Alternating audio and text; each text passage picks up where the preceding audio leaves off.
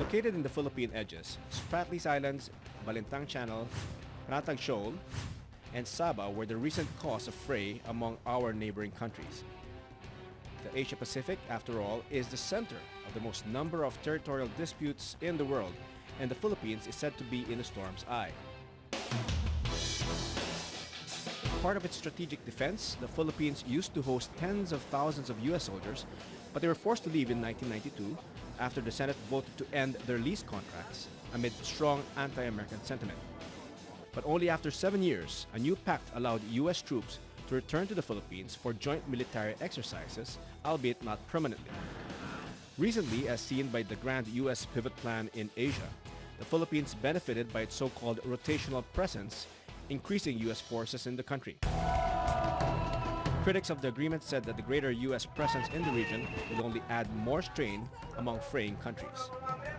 But the government is immovable in saying that beyond defense positioning, the agreement sprawls to humanitarian and disaster response, benefiting not just the armed forces, but the entire nation.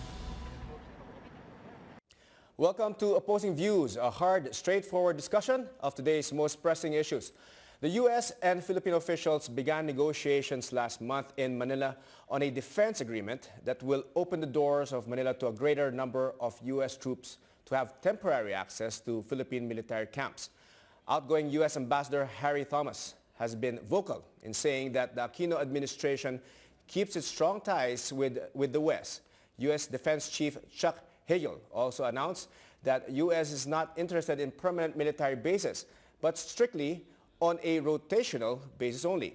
We ask tonight, is the rotational increase of U.S. military presence in the Philippines beneficial to the country? Good evening, I'm Rod Nepomuceno, and this is Opposing Views.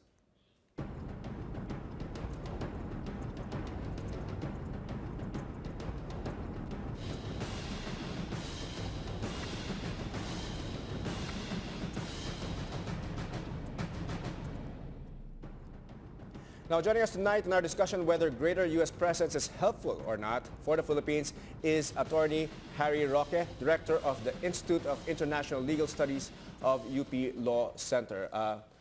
Good evening, Attorney Harry. Good evening, Rob. Your thoughts, your quick snippet? Well, we should learn from history. No? We should learn by now that the United States will promote its national interest and not the Philippine national interest.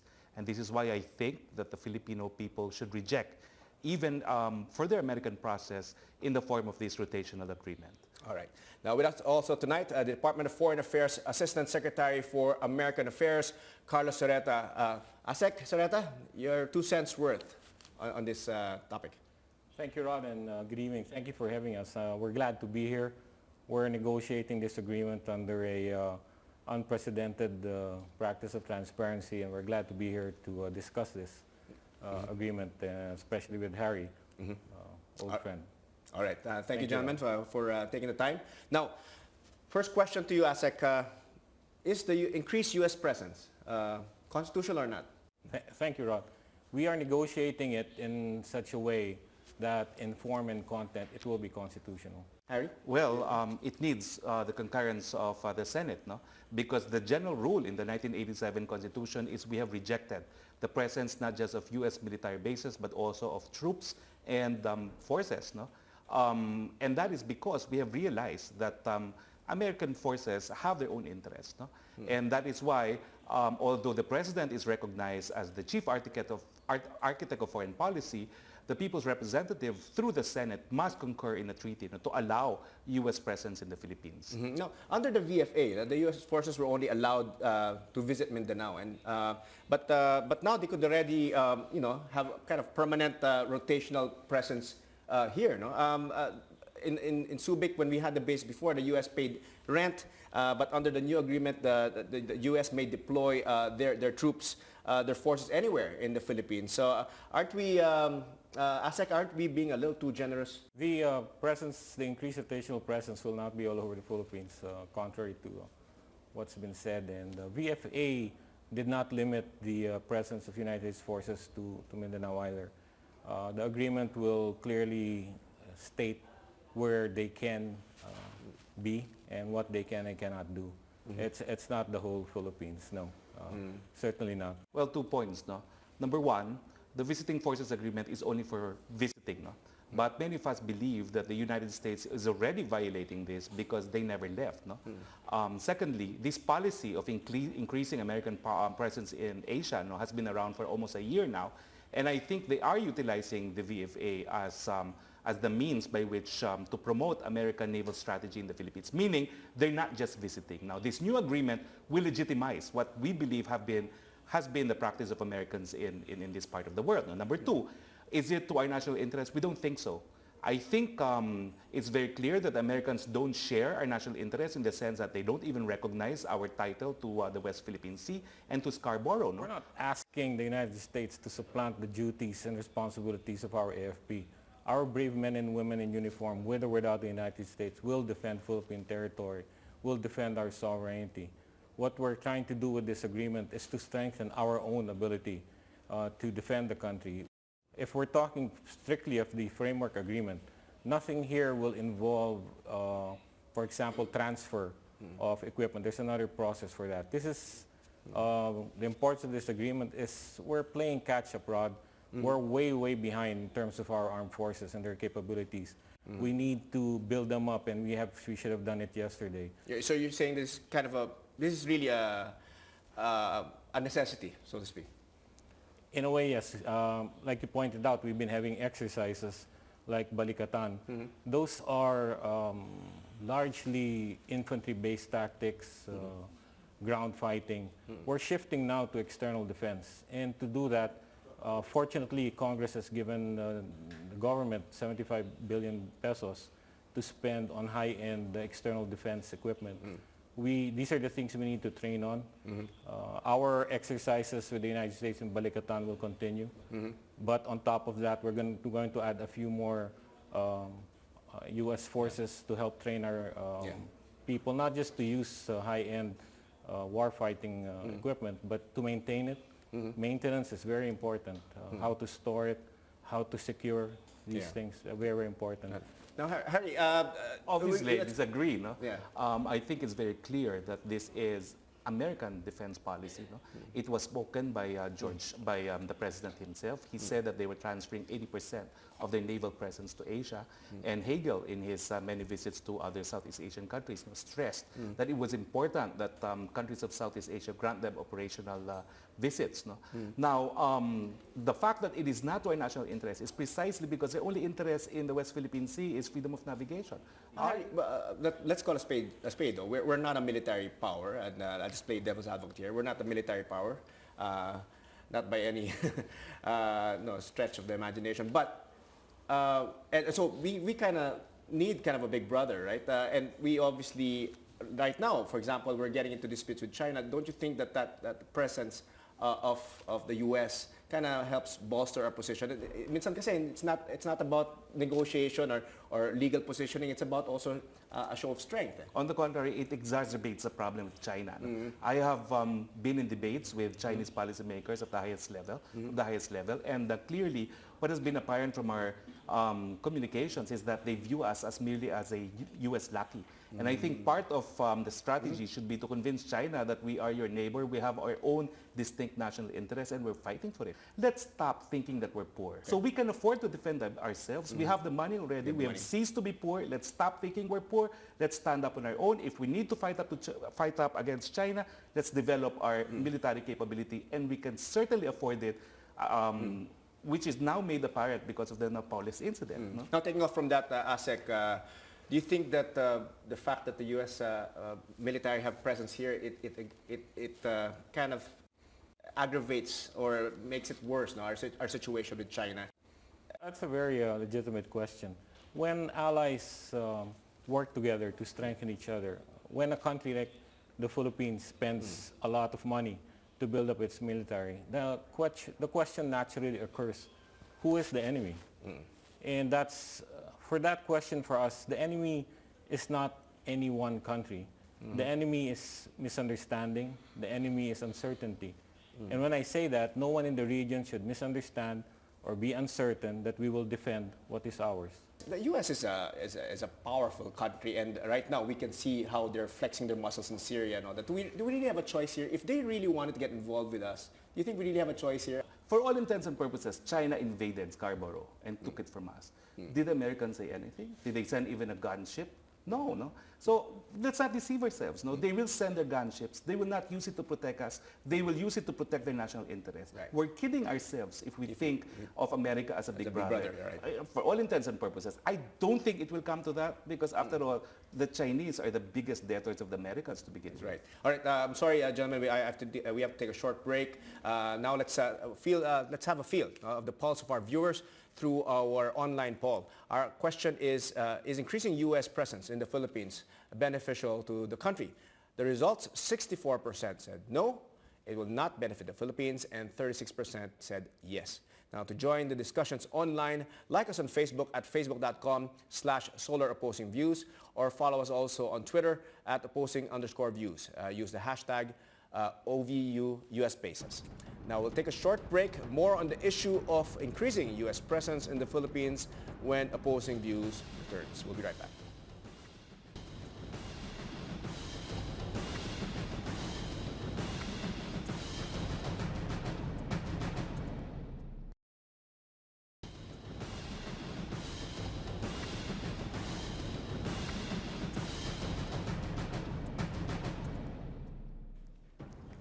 All right, welcome back. You're still watching Opposing Views. Still with us, Attorney Harry Roque, siding against the U.S. Rotational presence, and on the other side, saying that it is beneficial to the country.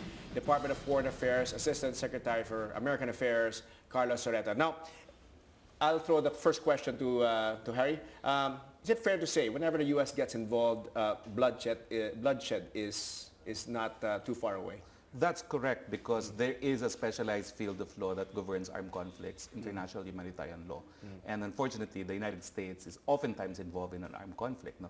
The rule under IHL is if a party to a conflict is in your territory, the entire territory becomes a legitimate military target. No? And that is always one of the causes that we should consider with increased American presence. No?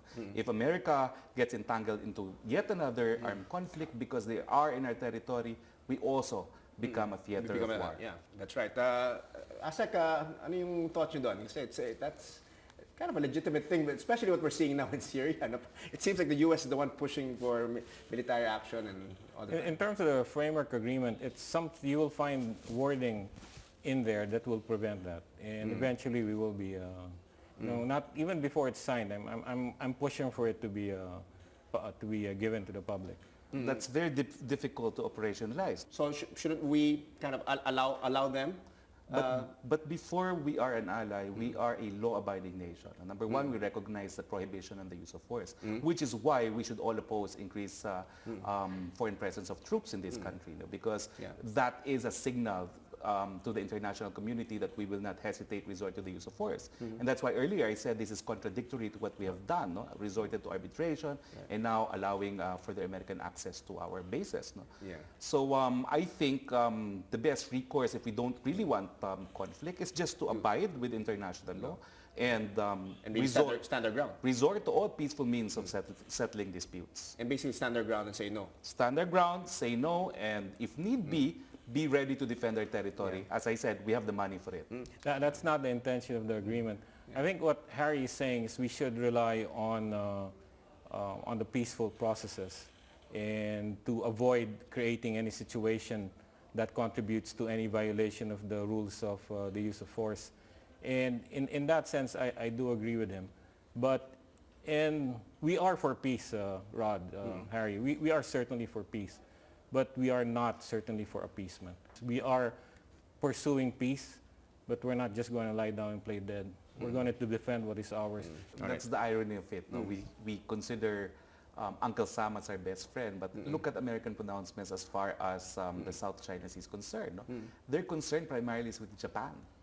You know, they've repeatedly said that they will stand by their ally Japan in case of an open confrontation with China. But as I said earlier, they don't even believe in our title to the West Philippine Sea. But there are bases in Japan, right? There are U.S. bases, not just in the Philippines, right? Correct. Right? So, which is why I don't understand why they still have to be here. Let them stay in Japan. They have actual bases there. No? They have But bases in Guam. They but do you have think the bases U.S. in is Hawaii. throwing? Do you think the U.S. is throwing its weight there and kind of, influencing the way Japan runs its country, for example? Well, and I think defense system. it's simply, it's simple geography. If you look at the map, it of course will help them, no? If they have access to our bases here, because we're closer to China compared to Japan. No? But that's why I think we should say no, because these people are really engaging in a potential, they're playing with fire, and I don't think we should be part of that. All right. Now, on the matter of custody, we had the famous case, of course, of Lance Corporal Smith. Everyone is aware of this. Will this happen again, ASEC, under this new agreement? The framework agreement is not renegotiating the visiting forces agreement, but to give you a relevant answer to the question, under the VFA, they have to observe Philippine law, and whenever there's a violation, we will charge them. Right. And in terms of custody, we're now negotiating what the Supreme Court told us to try to settle, where we will place this person while he's in trial, while he's on trial, and after he's been sentenced. And the U.S. respects that? They have examined some of the facilities, and we're coming close to an understanding. This is on Article 5, Section 10, that they call this the agreed facility, custodial facility. Yes, yes, we are quite close to. Again, I would have to disagree. No? What will apply is the general principle of international law, which is worse, which is complete immunity from local jurisdiction. In fact, that is the rule when you have foreign troops in your territory. No? They're always subject to the sovereignty and jurisdiction of their home state, not the receiving state. But as we saw in the case of the Smith case, they violated even the terms of the VFA, spirited the U.S. Serviceman in the middle of the night, literally, to the premises of the U.S. Embassy, where he was, of course, outside our jurisdiction. Right. And I think it will happen again. It might even be worse, because unlike the VFA, they will be covered by the customary rule on complete immunity from domestic jurisdiction. They will be covered by the visiting forces agreement. Well, I don't know. That's it, because They we will haven't be. seen They the will be covered contract. by No? Unless you stipulate there that they will be covered also with the VFA, the general rule is complete immunity. Let's talk about the aspect of the humanitarian and disaster response aspects of it. What can we benefit from in terms of the U.S. being able to assist us in this aspect, the humanitarian side and disaster response? In terms of search and rescue, sadly we do not have the equipment to do search and rescue, and especially when there are disasters. We do not have the kind of aircraft that can fly in all weather or have the infrared capabilities. We don't have the ships that can do side scanning sonar to find pieces of wreckage or to recover bodies. We're right now, we're planning to acquire those things, but the priority for what money we have will be the defensive weapons, the naval systems, the air systems. We will be able to use these when they're here. We'll be able to train on these also. The other aspect is the material that's used when we have disasters. And I'm talking about things sometimes you take for granted, electricity generating equipment, because sometimes when there's a disaster, whole barrios have no electricity. Sanitation equipment, simple things like porta-johns in huge configurations. Water purification systems. And these are not small systems. They're huge systems with their own power supplies that can filter huge amounts of water, because the demands are massive. Usually they would bring this in from as far away as Honolulu, as far away as Okinawa. We will be allowing them to place these here in some areas and be used for these purposes. Now, Harry, do you think that we can see that this aspect, the humanitarian disaster response assistance, kind of at least provides some kind of positive for us to reconsider? No, because again, I go by my history. When we had one of the most terrible natural calamity, the explosion of Pinatubo, what the Americans did was to leave. So what are we talking about? I mean, in fact, that was what made them leave, Clark and Subic. They did not come to help us. They just left, packed up, and transported all their their own men and interest. women away, Protect- no, from the calamity, no. And do you really see them when we have typhoons and earthquakes? We don't see them, no, despite the fact that we have had the visiting forces agreement since 1999.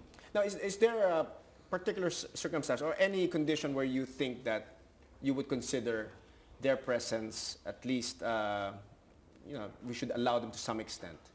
Is there any particular circumstance, or yours is a definitive no? That's too theoretical because they are here because of the VFA. And whether or not they are here to visit, we don't know, because precisely the manner by which they operate. Now, they operate outside of local jurisdiction. There's no way you and I can enter any of these bases occupied by pursuant to the VFA and check for ourselves exactly what is being done. I don't think the DFA even can do that. No? But certainly, We are able to. You can. Harry paints this whole thing like there's some conspiracy. No, we're able to enter when there are exercises. They're here.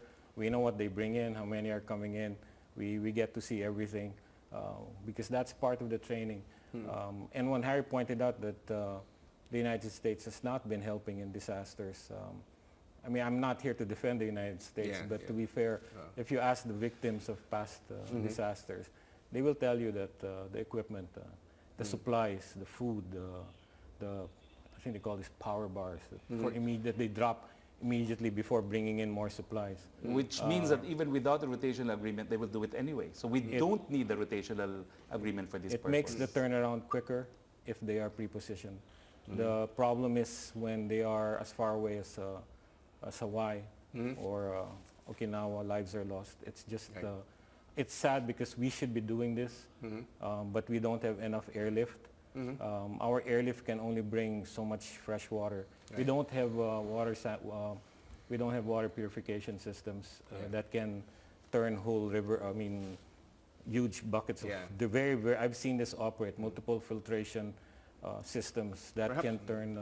Perhaps we should have another show where we can discuss what we can buy with $24 billion we'd love dollars. That's for beginners, no, because we'd like to do that. The Malampaya funds is 176 billion. And mind you, we don't have to buy from the US all the time. No, we're not. We're not buying from the US all the time. Okay, now we have a few minutes left. Asek, can you just summarize your position in this again, just for the benefit of our televiewers, regarding the rotational agreement that we have? This is just a framework agreement. The specifics will be discussed between our militaries, and no activity will be approved unless our government feels that it's beneficial to us. This is not an agreement that opens it's not a blanket authority for the Americans to come in. No, there will be parameters, there will be limitations, and the most important limitation is compliance with our Constitution and our laws. And the next important one is there will be no activity unless it's clearly beneficial to the Philippines.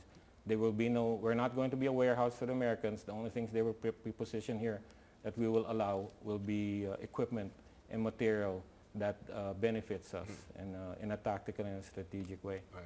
Tony, Harry? The bottom line is only the Filipinos can defend the Filipino interests.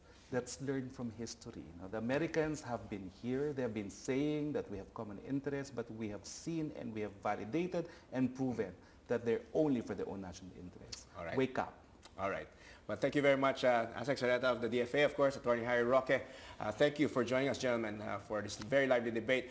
Now, the Philippine-American relations have come a long way. From a former colony, Philippines has become America's only best friend in the Far East. Now, this places us in a very strategic position in terms of defense because, admittedly, our armed forces can only do so much. But on the other hand, this benefits the U.S. in its pivot in regions it has come to reach. Now that the U.S. expands its presence in its best friend soil, we expect three things. First, it's respect to our Constitution. Second, absolute obedience to the expansion agreement.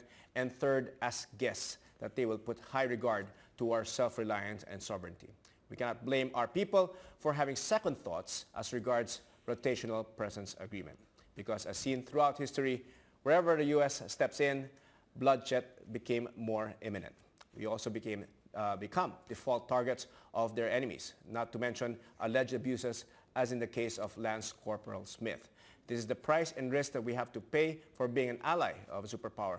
Now that the next talk is set this month in Washington, clear conditions and limitations of the agreement must be brought to broad daylight. This is the state's responsibility to its people. Although we trust our officials to put our own interests in paramount, we as citizens must also remain vigilant. This is our part to protect our nation. Now this time, let's take a final look at our online poll. Our question is increasing U.S. presence in the Philippines beneficial to the country? The total result from all our online platforms, yes 40% and no 60%. And that's our opposing views tonight. Tune in again next week for another bold and engaging discussion on the most relevant issues of today. I'm Rod Nepomuceno. Good night and God bless.